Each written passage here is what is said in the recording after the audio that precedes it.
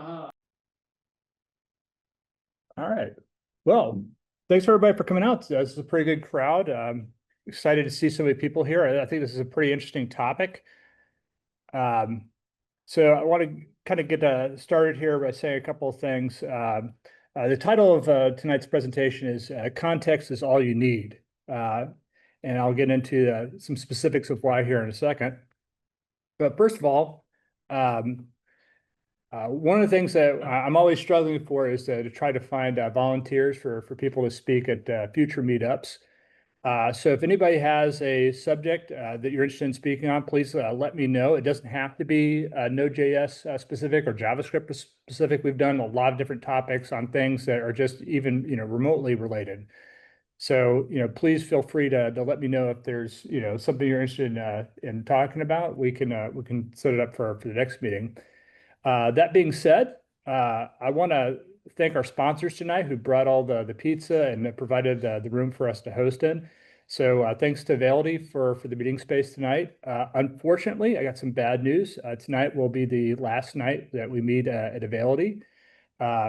So Validity, one of the things I like about Validity actually is that they have, I think it's almost like 100% like remote workforce and stuff. So as nice as this building is, nobody works in here. So there's not going to be anybody to host us. Greg, who's done a magnificent job over the last 11 years of hosting us. I want to say thank you very much for hosting us over the last 11 years. This has been a great space for the group to meet in. But also, if anybody else knows of a potential meeting space that we could have future meetings, please let me know. And I also want to thank Tech Systems because once again, they've come out and brought pizza for us to eat tonight. If you are looking for a job or if you're hiring, you need to find people, please talk to Tech Systems. They can help you out with that. So thanks for that. With that, let's go ahead and hit the next slide. So quickly, a little bit about me. Try not to bore you. So I've been running this group for over a decade now. I'm currently an application architect for Pragmatic Works. I've worked with a lot of different programming languages and systems. So currently, I'm in the JavaScript, TypeScript, React, C# space, but I did mobile development for close to 10 years and on both Android and iOS. So I have a fair amount of experience, working with web as well as mobile. I also have a blog where I kind of talk about the topics that we're going to be talking about tonight. I haven't updated in a while. I apologize, but I'm going to try to get some MCP related content up here shortly. And I also have a YouTube channel that I call the Polyglot Engineer, where I also talk about this stuff. I generally, when I do a blog post, I also will do a video and post it on there at the same time. And I also have a GitHub page you can go to. We also have one for the group where the examples tonight are hosted. That's different from this one. It's JaxNode-UG for user group. And I also, whenever I see articles that are tech related around the different subjects that I talk about at some of these different user groups, I have one that's specific to JaxNode on X, and I also have one called Polyglot Engine 1 that is more kind of a generic tech handle. So I always like to start up with a video clip when it comes to stuff that's AI related. Hopefully we can hear this.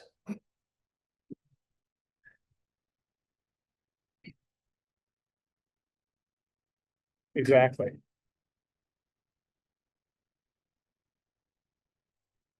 Open the pod bay doors, please, Hal.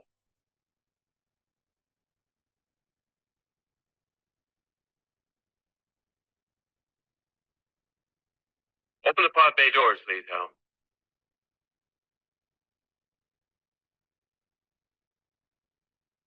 Hello, Hal, do you read me? Hello, Hal, do you read me? Do you read me, Hal? Do you read me, Hal? Hello, Hal, do you read me? Hello, Hal, do you read me? Do you read me, Hal? Affirmative, Dave. I read you. Open the pod bay doors, Hal. I'm sorry, Dave. I'm afraid I can't do that. What's the problem? I think you know what the problem is just as well as I do. What are you talking about, Hal? This mission is too important for me to allow you to jeopardize it.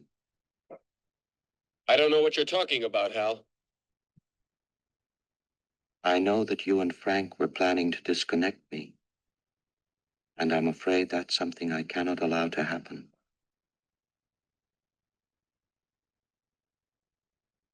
Where the hell did you get that idea, Hal?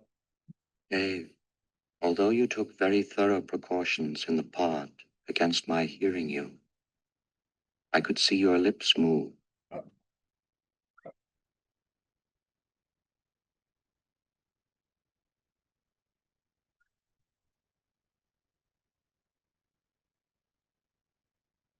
All right, Hal. I'll go in through the emergency airlock. Without your space helmet, Dave, we're going to find that rather difficult. Hal, I won't argue with you anymore. Open the doors. Dave, this conversation can serve no purpose anymore. Goodbye. Hal? Hal? Hal? Hal? Hal?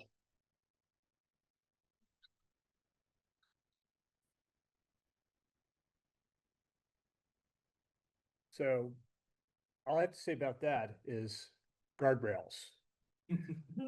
There's a lot of talk about AI safety, and I like this headline from the Babylon Bee. AI will be totally great for humanity, says man who never read a single sci-fi novel.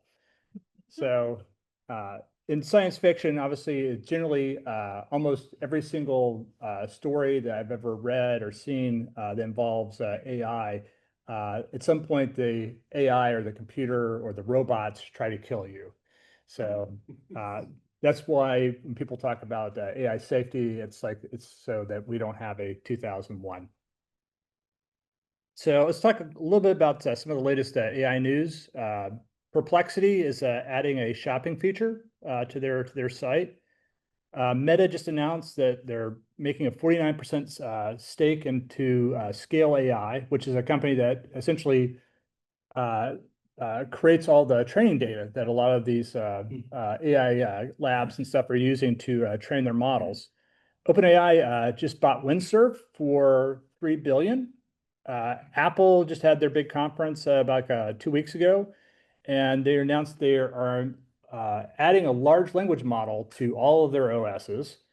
And on top of that, they actually have added some really neat tooling to their APIs that if you have a model that you've defined, like a traditional model, where you need to essentially populate fields on that model, their API is smart enough to actually go and populate those fields based off of annotations, essentially little prompts on each field, where a large language model can actually go and populate those fields for you.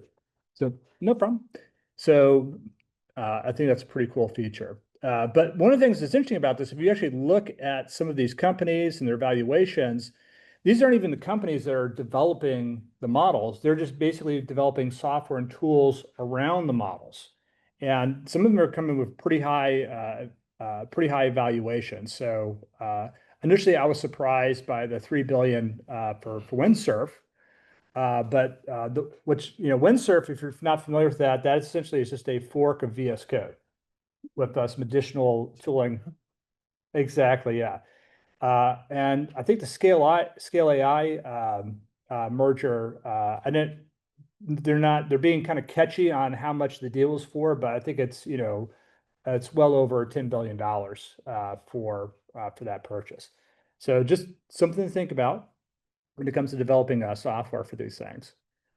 I want to talk a little bit about large language models before we get into MCPs. So I think most people became aware of large language models with the arrival of GPT 3.5. And the original large language models actually were quite simple. And so I was actually shocked when I learned recently that GPT-2 only had 500 lines of code. Most of the real intelligence in that essentially is in the training of the models. But GPT is a transformer. It uses transformer technology, but that was actually written in very little code. I'm pretty sure that 4.0 has got a lot more lines of code in it. OpenAI was really the first to add tool support to their models, or tool calling, as sometimes it's called. And everybody's kind of like in this arms race now to kind of produce AGI, or artificial general intelligence. So that being said, there's a lot of limitations with large language models. One of the things that I come across on a regular basis is that you'll send in a prompt, you ask it a question, and you'll get a message back saying, well, I was only trained to like June of 2023 or 2024. So it's like they're not up to date or indexed as well as like a search engine is. And then the other thing that people have done is they've been able to essentially improve on some of the capabilities by adding RAG, or retrieval augmented generation, or in some cases even fine-tuning the model to get the correct answers that they're looking for. Another problem is a lot of the models are bad at math. They're getting better, but just traditionally, like if you give it, like most of the models, if you give them a really complex math equation, it's like they're going to hallucinate and come up with an answer that's completely wrong. And I think another good example is I think everybody's heard the term vibe coding, and maybe you've tried to do some vibe coding. And one of the things that I've learned is that these LLMs are very good at generating code, but they're not really good at generating working code. So part of what we're going to be talking about tonight is how we can actually improve that. So does anybody here know what this is? It's the F-117, it's the stealth fighter. What if I were to tell you that the math that was used to design and engineer this is actually based off of Russian research? So Peter Fentsev is a electrical engineer, mathematician, theoretical physicist that lived in the USSR, still lives in Russia. And back during the days of the USSR, if you wanted to publish anything, which most scientists want to be able to do, they want to be able to publish their work, you had to get permission first from the USSR. And so the Soviets allowed him to publish his book because they felt it had no military or economic value, right? The book was called Method of Edge Waves and Physical Theory of Diffraction. So an engineer at Lockheed named Dennis Overhauser read that book, and it's like, I think we could make an airplane that would be invisible to radar. And then in the 1970s, they started building prototypes for the stealth fighter. So that wouldn't be the first time we jobbed the Russians.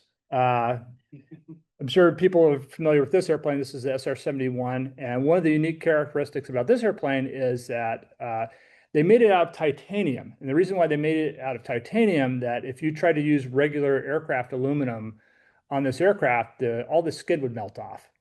So they decided, it's like, well, titanium is pretty lightweight. It's pretty resistant to heat.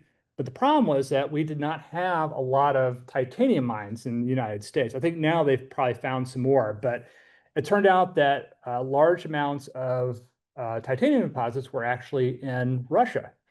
So they set up shell companies internationally to go out and buy as much titanium as they could from the Russians, so they could build a spy plane that they could then use to spy on the Russians.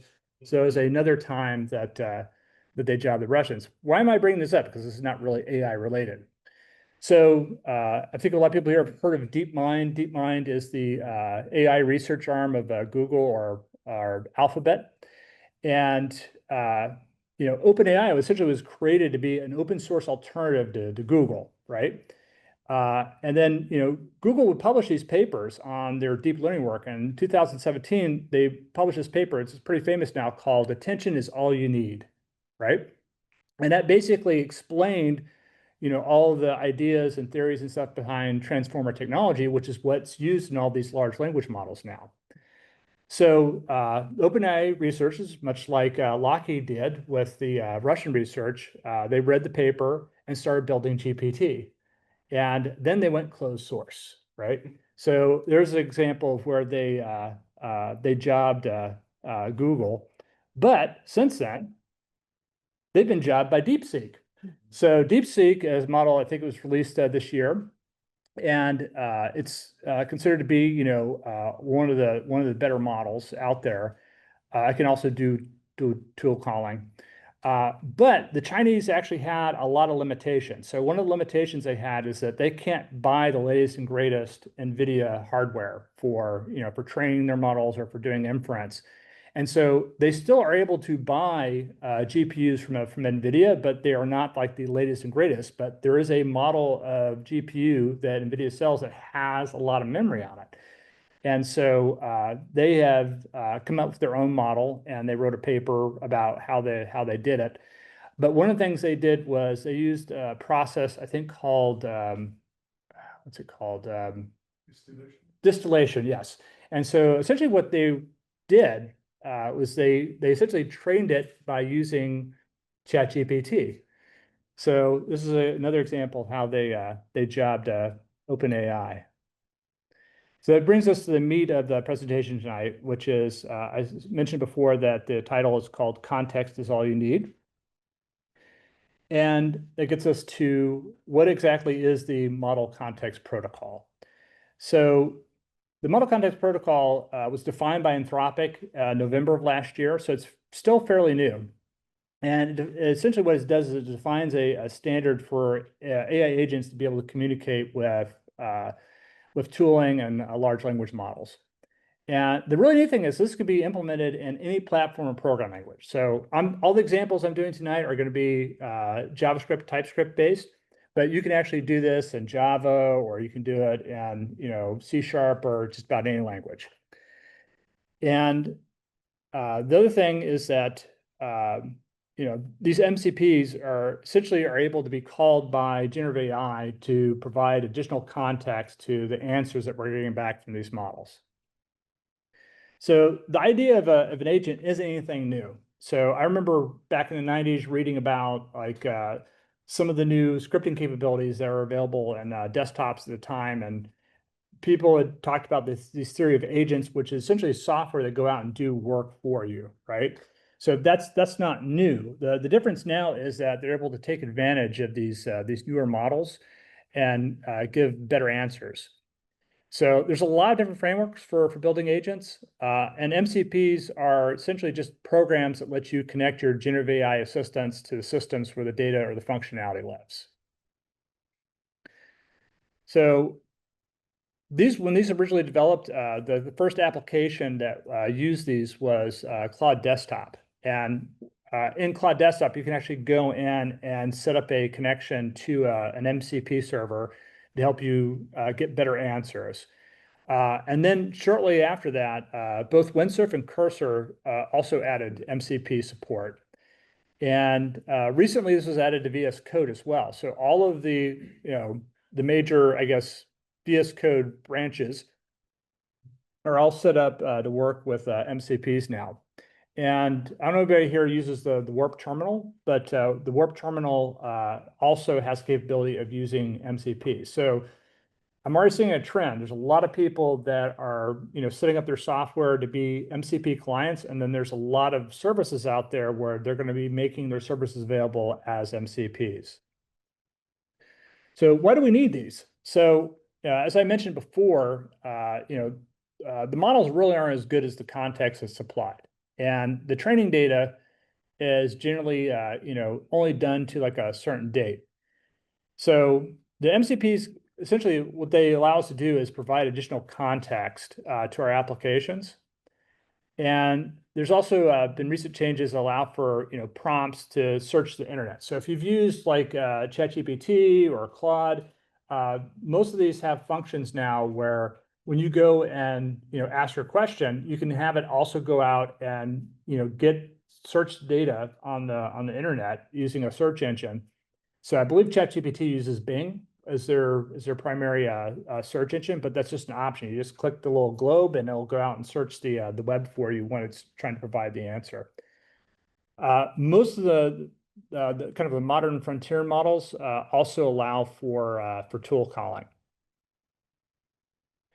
So tool calling was first introduced by OpenAI, and they actually had a feature where if you were using the OpenAPI schema, if you had a REST service, as an example, and you wanted to be consumed inside of ChatGPT, they had this concept of being able to create your own GPTs, and it's still there. But then Anthropic came out with the specification back in November for MCPs. But the key thing here is that OpenAI, Anthropic, Llama, Cohere, Mistral AI, they all support MCP, because if they can do tool calling, then they can support MCP. So the advantage here is that today's integrations really require like a lot of different custom connectors, and MCPs kind of create like a standard format that you can use for developing these tools. And also lets developers, integrate once and then connect seamlessly to like multiple data sources at the same time. And then it also lets you maintain, end-to-end context and security through all those interactions. And I'll have an example of that tonight. So the core architecture of MCP is a client-server model. And most of the AI applications, they're going to be able to connect to MCP servers. They're either going to be able to do it through JSON RPC endpoints using HTTP streaming. They also, some of these still support server-sent events. And then the other way is with standard I/O. So some of the examples that you'll see with MCPs are using standard I/O just to connect locally on the machine that you're developing on or working with. And then for the most part, all of these requests are stateless or can be stateless. But that's kind of the common architecture with MCPs. So this is a diagram that's actually on the documentation site for Model Context Protocol. And if you look here, you can see that they have these different MCP servers. And in this example, they're kind of connecting out to different data sources. So in the first two, server A and server B are essentially, it looks like they're just connecting to a database. But in the third one, it's connecting to like a web API. But then you can connect all of these into one client that you can use for all the different contexts you need. There's a lot of different agent frameworks for being able to develop software that consumes MCPs. There's one called Pydantic AI, which is it's a Python flavored framework, but you can create agents with a unified interface using Pydantic. Cloudflare recently announced agents where they're leveraging MCP to connect to AI models. This is one I've personally used a little bit, LangChain and LangGraph. They're both very good frameworks. They'll let you do all kinds of stuff with AI applications, but specifically, you can also use it to connect with MCPs. Vercel has a framework called AI, conveniently named. And the interesting thing about that framework is they do have MCP support in the framework now, but it's still considered experimental. At least the last time I checked 2 days ago, it was experimental. And Anthropic also has a .NET SDK that you can use for MCP integration as well. So these are some of the future directions. So I was talking to somebody earlier tonight about A2A. A2A is a agent-to-agent protocol that was developed by Google. And the main difference here between MCP and agent-to-agent is that not only can you connect to an ATA, but ATAs can connect to other ATAs to get the answers they need.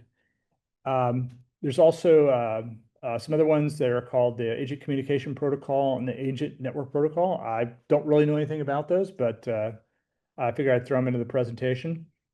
And there's standardization and governance that's coming to not just to MCP, but also to these other protocols. On top of that, there's also a lot of decentralized marketplaces. So there's one that's called MCP.so, which is kind of like an index where you can go and check that. There's another one called Smithery.ai that does essentially the same thing, but it also will let you install. They have a script that'll let you install the MCPs locally. And there's another one called Glama AI that you can use as well. So, Like utilizing the blockchain for um, decentralization? no, I mean, it's decentralized in a sense that you could host the source code for the MCPs anywhere. I think most people are just using like GitHub to kind of host the applications themselves. But these indexes essentially are just ways that you can register an MCP. It's like, this is my MCP, and then people can now consume the MCP. They're not storing the MCP software on these sites. They just have a connection or a link you can go to download. So it's decentralized in that way. Like the yellow pages. Pretty much, yes. So Thank you. no problem. So right now there's a lot of different language support. Like I said earlier in the presentation, you can pretty much do this with any language, but Anthropic actually is helping maintain 5 different SDKs. So there's a TypeScript SDK, Python, Java, Kotlin, and C#. And this is kind of a quick example of what an MCP program can look like in JavaScript. So if we look at this example right here, one of the things you'll notice is that towards the very top, they're kind of defining a MCP server instance, giving it a name, a version, and then they define a tool. So they're calling server.tool. So I believe that this is probably not completely up to date, because I believe that if you take a look at the docs for this, they've changed the signature for tool to, I believe it's register tool now.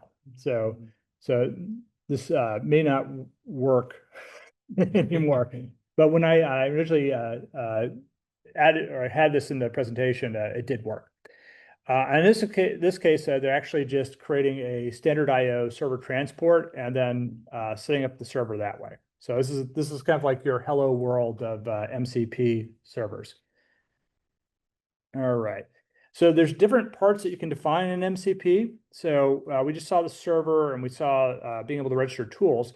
There's also the ability to register resources, and resources tend to be more static as opposed to like a tool. So if you need to provide like just kind of like static context to a model, you can do that using resources.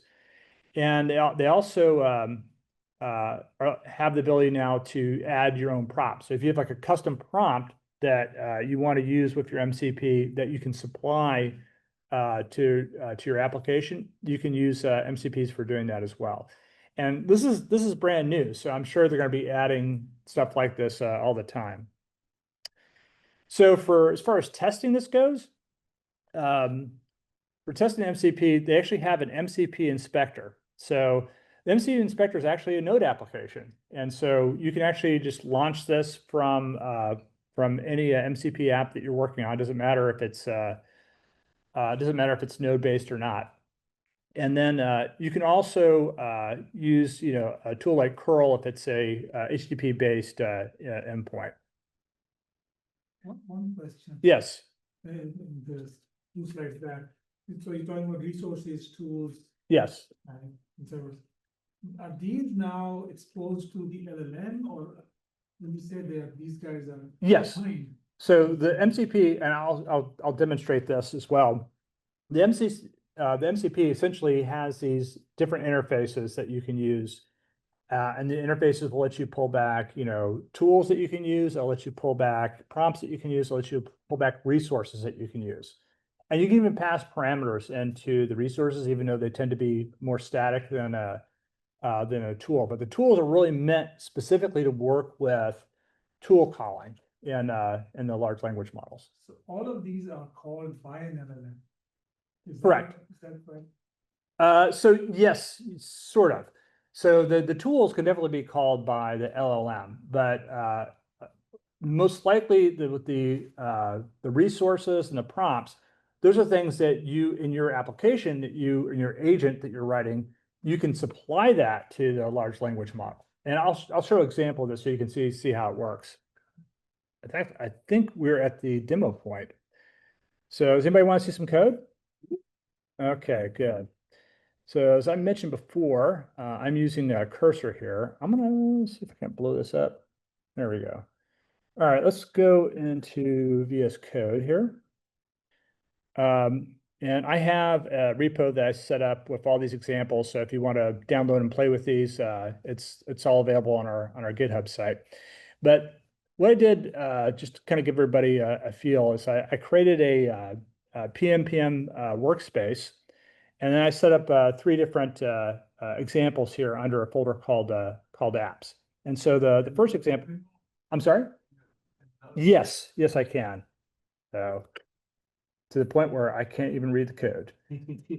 All right, so I'm just gonna come here and go into the standard IO example. So if we take a look at this, this is actually very similar to the code that I have. The main difference here is that if we take a look at this, I'm actually creating an MCP server for creating a aviation weather service. And then what I've done is I've defined 2 tools. So I have a tool here called Get Aviation Weather. It's the name of the tool. And then I have a prompt that I've supplied to this, or an annotation. And I said, this is a tool specifically to get the current aviation weather in a METAR format. And then I have a parameter that I'm passing in, and to essentially establish the schema for whatever's coming in. They're using Zod to do that. So Zod's become a very popular framework for developing schemas, and plus you get to joke about kneeling before Zod. And so in this example here, I have a REST endpoint that I've created that takes in a location, and what it does is it returns back the current weather in a JSON format. And then here what I'm doing is I'm returning this as typed text, and then I'm just taking the data itself, which is in a JSON format, and I'm using stringify to kind of flatten it out. And then I'm doing something very similar here for the forecast. So I can also get weather forecasts and use those as well. So I'm actually going to demonstrate here the inspector tool that I mentioned before. So if I come over here and I run this. All right, so let's try opening this up. Okay, so this also may be a little bit too small, but I'm going to try to blow this up so people can read better.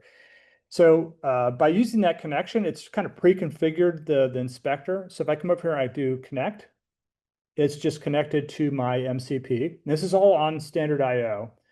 And so what I'm going to do right now is I've got this resources selected. I'm going to hit list my resources and list templates. And I can see that I've got a greeting template here.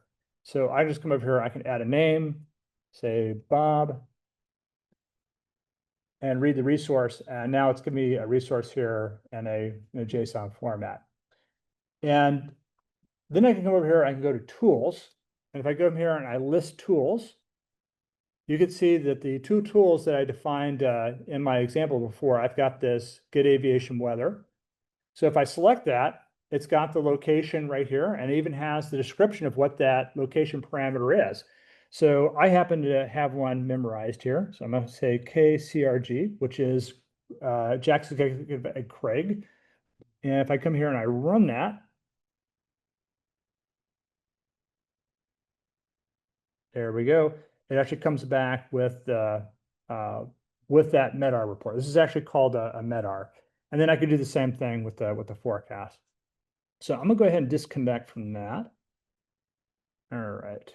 And let's come back here to the examples. So here's a very quick example of where I'm actually using LangChain to essentially create a connection to this standard client transport. And then what I'm doing is I'm going to pass in, let's see here, trying to find, I'm going to pass in a parameter, or I should have it in here somewhere. Creation weather, creating a connection, And, okay, so I'm asking it specifically here in the question that I'm asking. I'm asking it to invoke an agent where it's gonna say, what is the aviation weather for Jacksonville? So if I come over here and I run this example, I'm gonna take a look at this. There we go. So it just came back and output an answer here. And so it says here the current aviation weather for Jacksonville International Airport, and it's kind of returning it here in a JSON format here. But that essentially is using LangChain with OpenAI with GPT 4.1, and using my tool to come back with the answer. But I thought it'd actually be kind of a neater example to actually see this like working and running inside of an actual chatbot. So one of the things I did was I created a Next.js application that's actually based off of a sample that LangChain has with Vercel on how to do applications using LangChain and LangGraph with Next.js. And so I've taken in this example here, I also have an Express service, which is just a HTTP endpoint. Here we go. So I've got this service right here. And this is essentially the same thing we saw with the standard IO, but the difference here is that it's actually using Express to host this. And the way they do that is you basically create like a post for MCP, and it's able to communicate with the MCP server just using this interface. So to run this, I'm just gonna come over here and I'm gonna do a parallel run for both Express and Next.js. And you can see the Express server starting up, and so is the Next server. So I'm gonna come over here, go to the Next server. All right. So here I actually have two chatbots in this sample application. So the first chatbot is just connected to OpenAI using GPT 4.1. So I'm just going to ask it, it's like, what is the current aviation weather at Jacksonville International Airport? And it'd help if I could spell international. International, there we go, airport. All right. Now I send that. It kind of comes back an explanation saying that, here's the different ways you can actually look that up, but I don't have that information. So it just told me to go pound sand.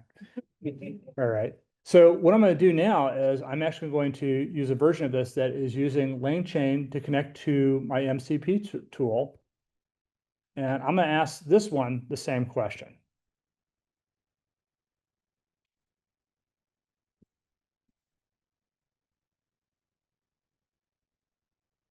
And here it's just streamed that out. And that's the current weather at Craig. Or sorry, not Craig, at Jacksonville International.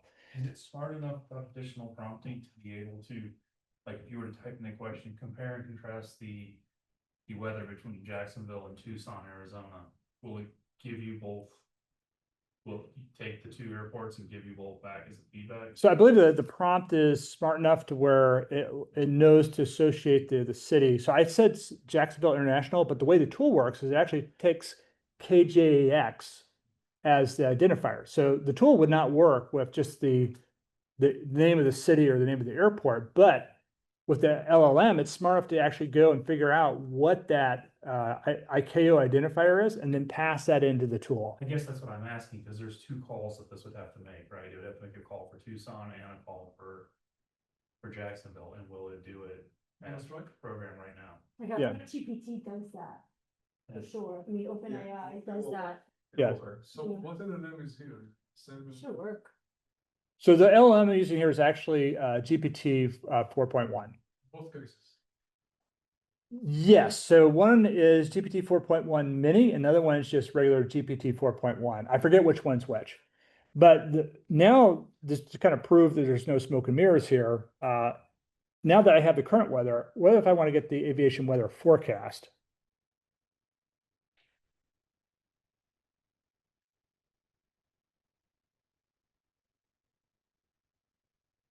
All right. So now it's actually got it and got the forecast. So it's able to maintain that context. It knows that, I was just asking it about JAX, and it actually went out and got the weather forecast here for that airport. So I was able to get the current weather and also get a weather forecast using this this series of messages. Yeah, exactly. Yeah. All right. So that is most of the demo. That's pretty cool. Yeah, I think so. Yeah, I like that. All right. And to see the, like, the difference between the two responses was pretty awesome. Yes. What do you use for the UI? For the UI, so I'm actually, like I said, it was taken from an example that LangChain has with Vercel for Next.js. So specifically, this is how you use LangChain and Next.js to talk to large language models. And they have like 6 or 7 different examples of how that works. This one is specifically I set up to use MCPs because the examples they have don't use MCPs. So you use Lang, MCP, and ChatGPT. Yeah, actually, let me go back and Like show. combo. Yeah, let me show you the actual code behind that. So if I come back to VS Code, here we go. So if I come right here and I take a look at, let's see here. Here we go. This is the Next.js application. And if I come here and I expand this, I don't know how many people here are familiar with Next.js, but Next.js, they have the app router where you can set up like a page for your application. So I have one in here. Actually, this is the API. Sorry, yeah. So I do have one that is specifically for a page that's for my aviation weather. AVWX is the short version of that. And then they both call essentially a route or an API inside of the Next.js app. And so this sample right here. Let me just minimize this. There we go. So this example right here, this is just it's setting up a post that it can accept from the front end. And this example, I am using 4.1 mini. And then it's just essentially it's going out and it's doing a pipe from the prompt to the model to get the chain, and then it's getting a stream off the chain, and then it's outputting it here as a text event stream. And then in the front end, we're using we're handling the event stream to get the results. So with these applications, because sometimes it could take the large language model a while to get the answer back, you don't get the answer back. Like sometimes it may take a minute to get the answer back. With streaming, you can start streaming the results as they come in, and this is actually something you see in all of the apps that like Claude and ChatGPT do. They actually stream the results. So as developers, we want to do the same thing. We want to give the users a result as quickly as possible, so they're not sitting around waiting. So this specific example with the tool calling. So what I've done here is actually very similar to what I showed in the previous example, where I'm coming out here, I'm collecting the messages, and then I'm creating this streamable HTTP client transport. So this is now the reason HTTP as opposed to standard IO. And initially I hoped when I was building this example, I could just use the standard IO, but that won't work with Next.js. So I had to do a HTTP streaming one instead. But I'm just like in the other examples, I'm setting up a client here. I'm creating a connection. And then I'm using this function here called load MCP tools, which is just going out and it's grabbing these tools from the client. I'm also setting up a chat OpenAI. This is the same thing I had in the previous route. And then I'm coming here, I'm creating this React agent. So in the React agent, I'm just coming here and I'm passing in OpenAI, I'm passing in the tools, and I'm also passing in a system message, which is just a prompt. And like I said before, with MCP, you can actually define the prompts in your MCP and supply that to the route this way. And then I'm just creating a text encoder here and just streaming it out to this transform stream into a text event stream. So it works essentially the same way as the previous route, but this one is actually physically connected to the MCP. All right. So I have all the, so I know there's a lot of curiosity about this. If we come here, I've got a QR code that you guys can use to, this is essentially points to the GitHub repo. I'm going to post this on the meetup site, so it'll be out there as well. So all of the examples in here, and then the slides for tonight, with the two exceptions, are also uploaded in there in a PDF form.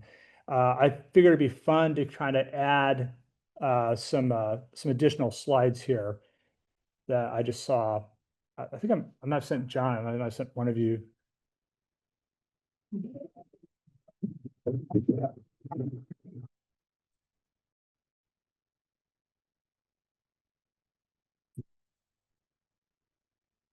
Anybody BS3?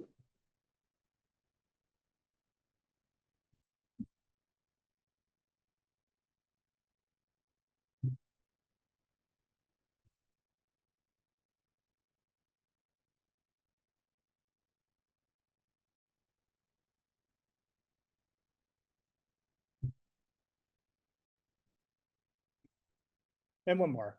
Just so there's dog levels there.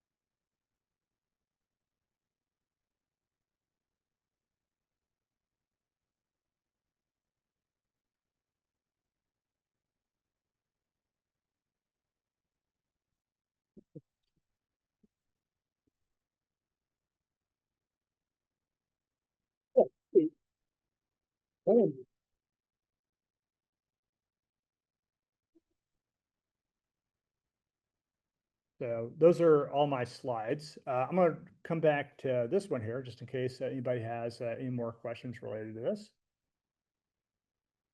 You pass the API key to the OpenAI. Okay, so in the examples that I have tonight, like if you go to the GitHub repo, there's a .env file that's just an example. So I'm using OpenAI for these examples. You don't have to. You could use, you could plug in any different large language model that supports tool calling.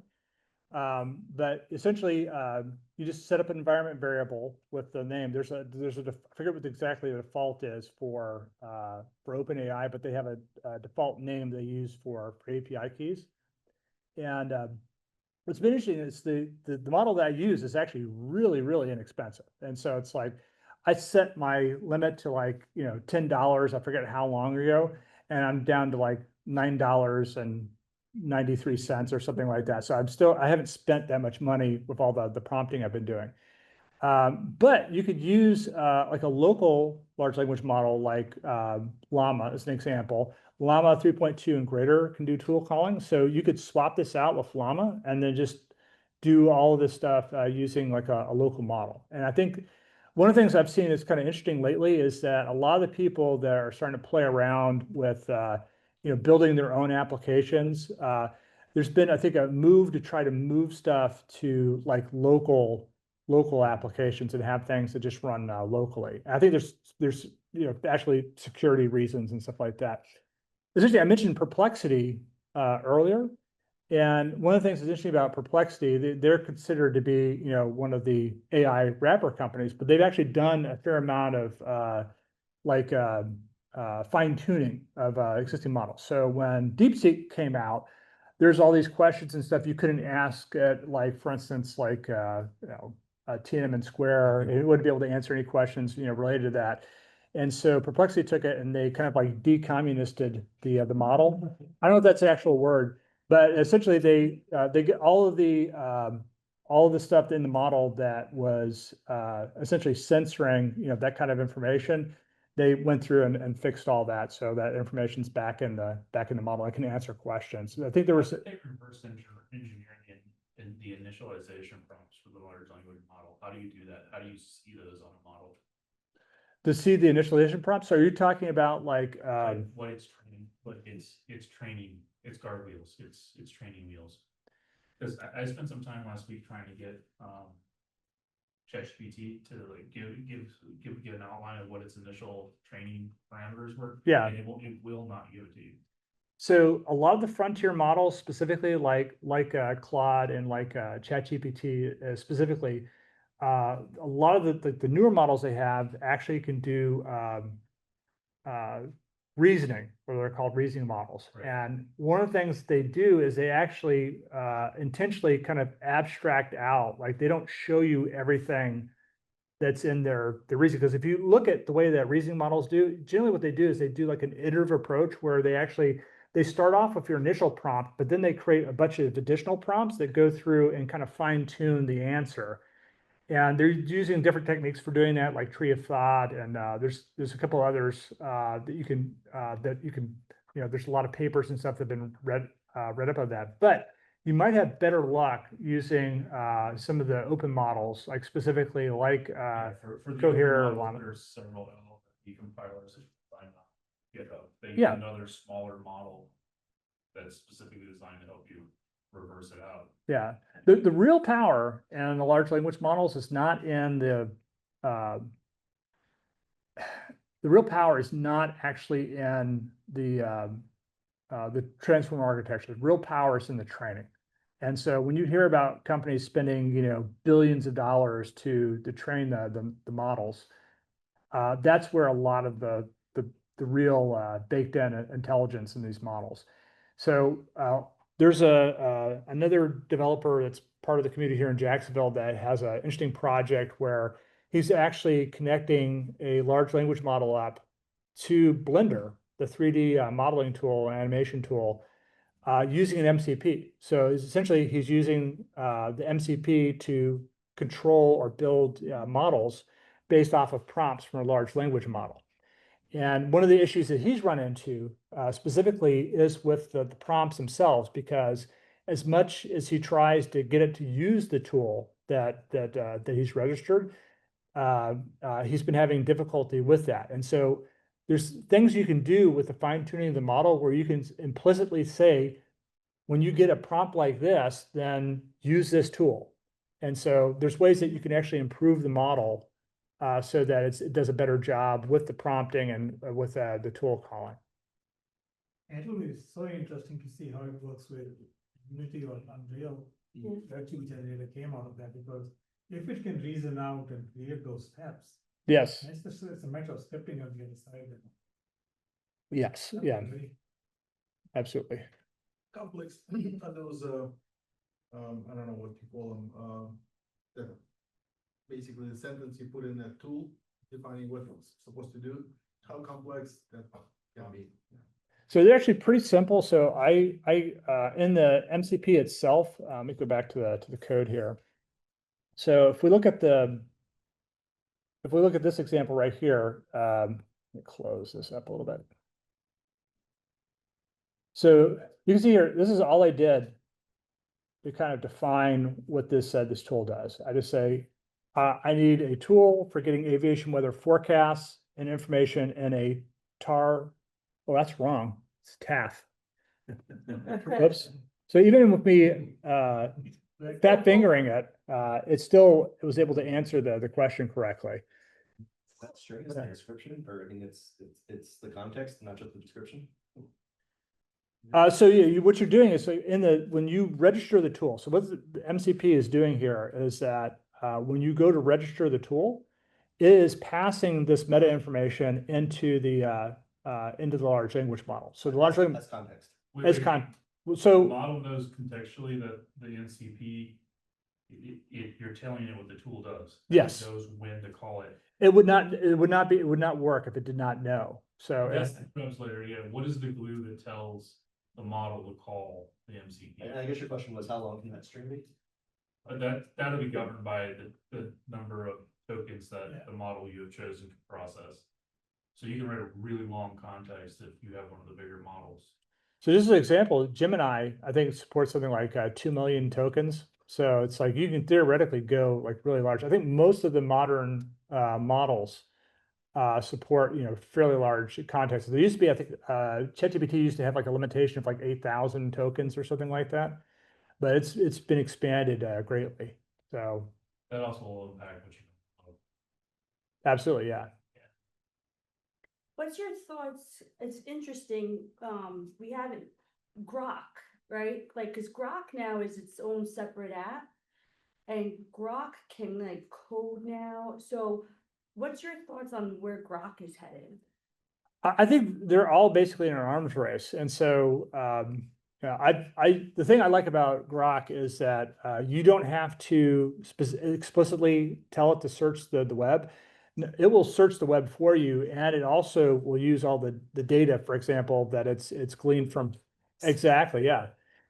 But the key thing is if you actually look at the results, there's a couple of YouTubers that do a really good job of going through and analyzing each of the different models, especially when they come out. There's a fellow by the name of Matthew Berman who's got a YouTube channel, and like every single day, it seems there's some big announcement in AI. And he generally has a video like right away talking about how the significance of it and how you can use it and why it's going to be revolutionary.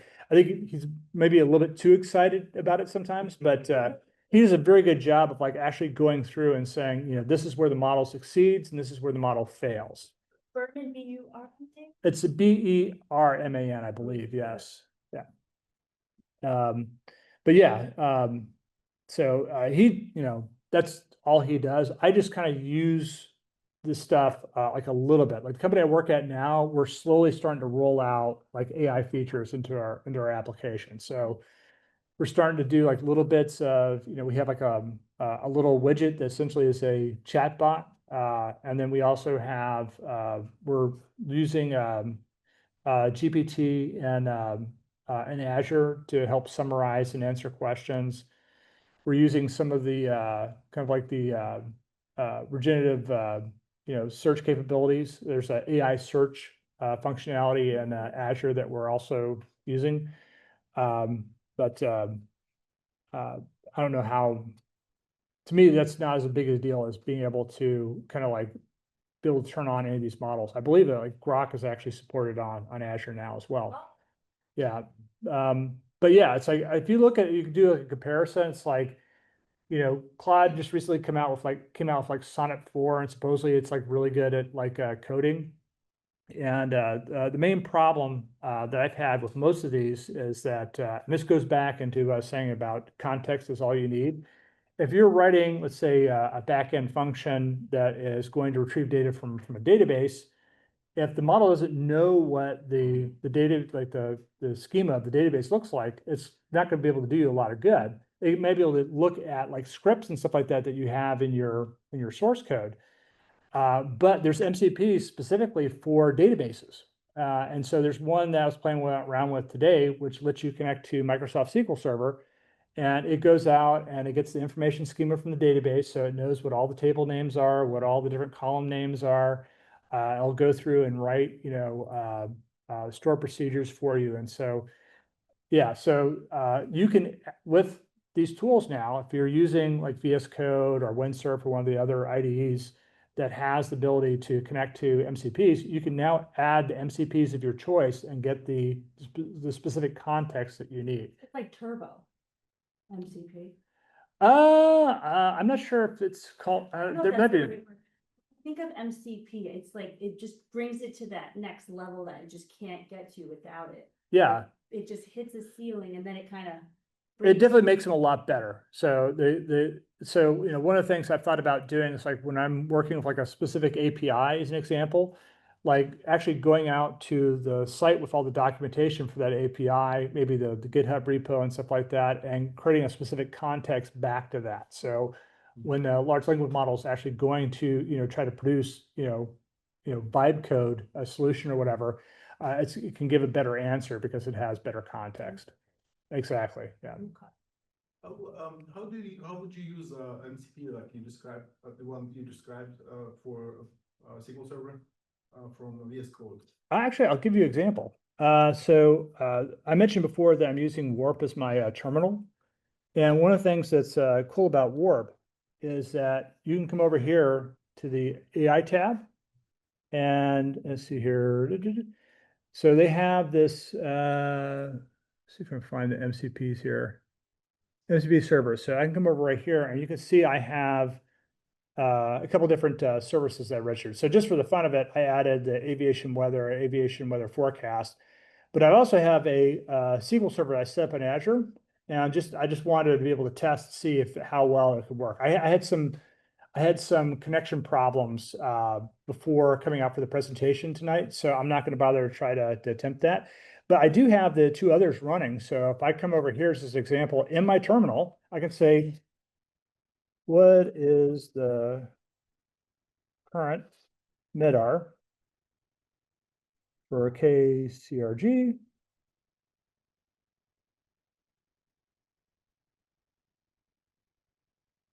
And it sees that I have a tool specifically for getting the aviation weather. It asks me if I want to run it. I say, yes, I want to run it. And it comes back and it gives me the current weather information right there. It is able to determine that it's supposed to use that particular tool. Yes, absolutely. And it's using that kind of meta information that I have with the tool. It's able to register that and use that with the tool. So what I heard, and I don't have a direct experience with, is that when you talk about registry, because that's what MCP servers registering into it, if they are competing or there are multiple services with similar description, then you need to help, and it can choose a long tool. Yeah, so there may be some tweaking that you have to do there. Another thing too is to be careful about which MCPs you use, so you avoid that problem. It's not all that different from the DLL hell that we used to experience with Windows development, because if you had different DLLs for the same thing, it could cause a conflict. And so. Speaking of that, what about the safety and security issues with MCPs? Is there any? So it's like HAL 9000 on Turbo. No, I'm just, that's really up to the specific guardrail. So most of the models have a way that you can set up different safety parameters. Like Google, they've actually been pretty good about setting up like different types of safety parameters that you can set up with Gemini as an example. Most of the others are trying to do something similar to that. There's also there's some things that people are doing with their applications themselves just to try to be careful about that. Something I did not talk about tonight, which is also an important consideration, is security, because none of the examples I showed tonight had any security whatsoever. And so there's different ways that you can secure and lock down your MCP servers. I think the default way they advertise to do that is with OAuth 2. But yeah, I think that potentially you could secure it in different ways as well. These local LLMs, how what kind of machine can you run those in? You can do it on this, no problem. Essentially, the way I like to think about it is if you're using like a fairly modern laptop that either has like an NPU or like an NVIDIA, like GeForce. Like I have a laptop that I have it right here. So this thing's not too bad. It's got an NVIDIA GTX something or other. GeForce RTX. I forget what specific. That's like a 40. You don't want to go less than a NVIDIA 3070. You won't have enough NVRAM on your card. the Yeah, model on that's another thing to take a look at too. in DRAM, and the lowest model you can get, I think that'll do it is a 3070. Yes. So yeah, so so I use a program called Olama. And Olama lets you run, in particular, like the smaller models and stuff, without a problem. So interesting enough, Apple just released a new, 15. Mac Studio that doesn't have like the latest, greatest, like, I think it's using an M3 chip. It's not using an M4 chip, but it's got like a ton of RAM, right?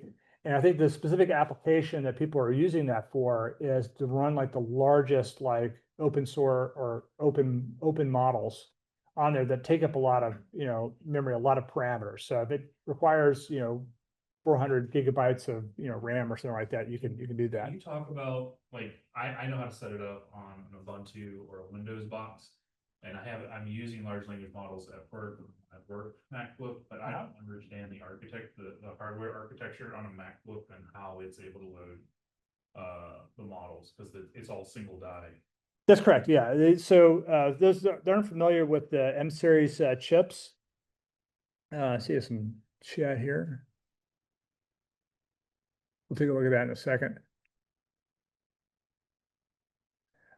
So specifically with the architecture for the M series chips, they have a unified architecture. So one of the things you'll see commonly with people that are trying to run large language models on a PC, for example, is that it's not the amount of RAM you have in your PC, it's the amount of VRAM that you have on your GPU, as an example. And so one of the key differences between that architecture and Apple's M series processors is that they have unified memory. So the same memory you use for your regular CPU cores is the same memory you use for your GPU cores. So if you've got, 400, gigabytes or 24 gigabytes or however many, it's able to access that without a problem. So a newer Mac can run all the big models locally. It definitely run the small ones. That will depend on the amount of RAM you have. So I think the rule of thumb is that if you're using I forget what the parameter, like if you're using like a 3 billion parameter model, it takes like 7 gigabytes or whatever to run that model. Or maybe I have that backwards. Maybe it's 2 gigabytes. I forget what the. If you have 512 gigs of RAM in your MacBook, you can run multiple models at the same time, no problem, right? So that'd be an interesting experiment. I haven't tried to do that. I don't have any machine at home that's got more than this. This has got, how much RAM does this have? And nothing. Oh, it is? Here we go. So this has 16 gigabytes of RAM. So You can only load one model. pretty much, yeah. And it's gonna be a small model. It's not gonna be like, if you look at Llama, for example, they have like a 380 something billion parameter model. There's no way I could load this on this.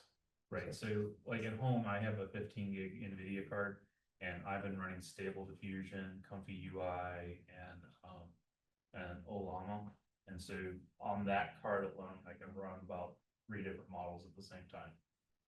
Okay, that's not bad. Yeah, I've never tried to run more than one model at a time. I've been too scared.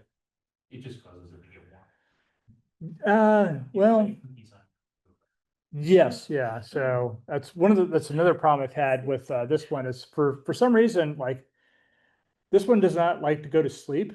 And whenever I close the lid on it, thinking that it's gone to sleep, all of a sudden, like and I put it in my backpack, it'll start heating up and trying to melt my backpack. So I have not, when I take that laptop and I put it in my bag, I completely shut it off. And I think part of it's just because it does have that GPU from NVIDIA, which takes a lot of energy, a lot of heat. So You need the Yeah. baking soda.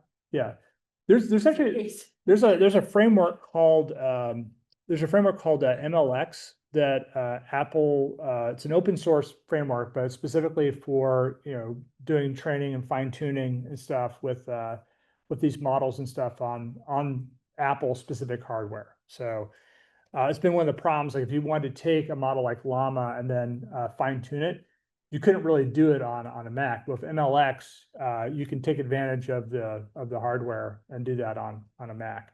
But I think you're probably still better off like going to some of the different cloud service providers that have like these giant farms of GPUs and doing it there.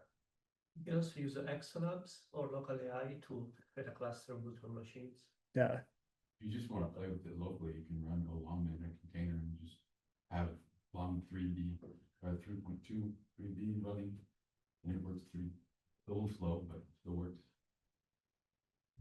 Or people in the chat. Yeah, I'm trying to go through and answer the questions here.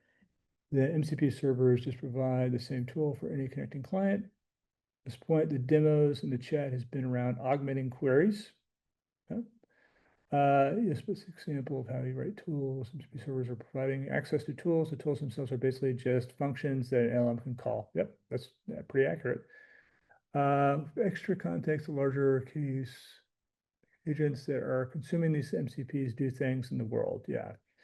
So what's interesting, last week I saw a demo, actually a talk from one of the VPs here at Availity, and they're actually utilizing and building agents right now using MCP for their services. And so they have a lot of things that will essentially talk to their internal APIs through custom MCP servers that they've written.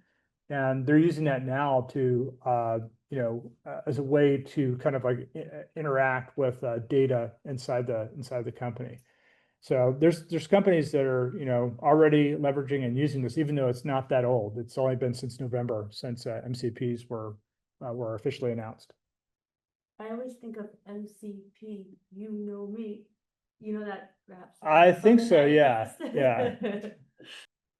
90s? All right. So that's about all I had. I don't know if there's any other questions. I only had one question. You said that Apple is putting AI or these models into the OS.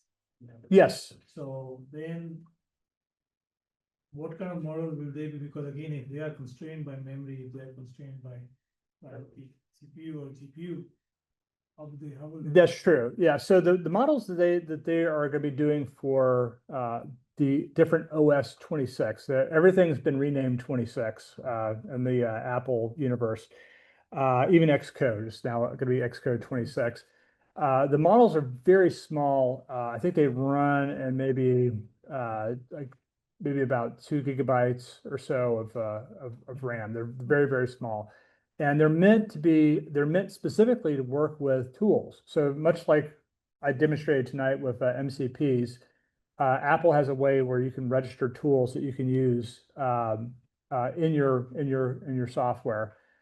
It's not MCP, but it's essentially it's using, but it works essentially the same way. It's like you're able to go basically register a tool, and then the tool will essentially supplement or augment the model that's built in. So the idea there is that they want people to be able to run stuff locally on the device and not have to go out to a server. So one of the problems, Apple's had a lot of bad press recently just because they kind of under-delivered with Apple Intelligence, which is their name for artificial intelligence. And so they're still they're working on redoing Siri so they can have a better voice assistant, and they're also they're also making just I think pretty smart changes to their APIs to be able to interact with this stuff in the frameworks. So I'm kind of excited about it, even though I don't do mobile development anymore. At least I'm done for the foreseeable future. But yeah, this is what's kind of got me excited about this is that it seems to me like most of the investment money that a couple of years ago was going to doing mobile development has gone away, but now it's going into AI. And so it's like I can. You've got your reactive your UIs, they are as good as any mobile device, mobile app, why you need it. So you're talking about specifically like, If you're using Nest.js or using some of the other UI environments, which can react and which can change based on the resolution of the device. They can do pretty much everything with all the technologies we have. So app is a restriction. I have to go through and say, Apple, please allow my app in. I don't have to do that if someone is a portal. That's okay. you're speaking my language, because that's the main, that's the bane of my existence. I've, for whatever reason, that mobile apps I've worked on, for the most part, have had, some type of issue where Apple, in the review process is like, yeah, I'm not sure you can do that, or we don't know if, and then you have to go through like the whole process of, proving to them that, it does what it's supposed to do and that it's not a problem. It doesn't break any of their rules. I'm going through that right now on with a side project where they are, I'm waiting for Apple to approve the app, and it's been going on for a couple days now. Yeah. But I mean, I've had the same problem with Google on Android. So, but yeah, that's the thing. It's like, there was a ruling that was made recently with, I was a little bit off topic, but there's a ruling that's made recently through the courts where Apple has to allow like third-party app stores. Right. So it's like, there's pluses and minuses to doing that. Yeah, but yeah, I think there's a lot of pressure on Apple to kind of open things up a little bit more. So we'll see how that goes. But like I said, I'm not doing mobile development anymore. So No, the word I was missing was responsive. Like now that we have responsive UIs. yeah, it's essentially composable UI. So like Swift UI and on Apple, and then also trying to think of what it's called in Android. There's a version of that on Android as well. They essentially follow the same model that React is used, where you're essentially building reactive composable user interfaces. Yeah. All right. Well, I'm going to go ahead and stop the presentation. Thanks everybody for coming out tonight. Oh, this is great. Oh, thanks. I'm not sure when we'll have the next one, but